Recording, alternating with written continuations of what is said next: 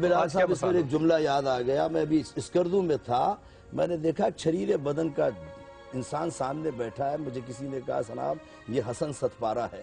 ستپارہ جھیل اسکردو میں مشہور ہے. میں نے حسن ستپارہ سے ملاقات کی.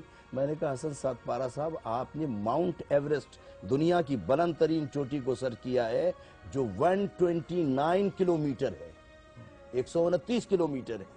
میں نے کہا آپ نے آکسیجن ماسک لیا تھا؟ کہنے لگے نہیں. میں نے کہا کتنے افراد تھے؟ کہنے لگے 20. کہ اس میں یورپین تھے, انڈین تھے, سری لنکن تھے. آخری مرحلے پہ کہنے لگے ایک انڈین لڑکی اور میں تھا. اور وہاں ماؤنٹ ایوریسٹ کے اوپر بدھا کی جو ہے مجسمہ ہے. کیمرہ ساتھ ہو, بدھا کی تصویر لے کر نیچے لائیں تو سرٹیفکیٹ دیا جاتا ہے کہ اس نے ماؤنٹ ایوریسٹ کو جو ہے سر کیا ہے. کہنے لگے میرے پاس صرف کیمرہ نہیں تھا اصغر در صاحب, میرے پاس آخری منزل پر جہاں یورپین جو ہے کوہ شکن جو ہے وہ ہٹ گئے تھے, بڑے بڑے لوگ ساتھ چھوڑ گئے تھے, ہم 3 یا 4 افراد تھے. میرے ہاتھ میں عباس کا علم تھا.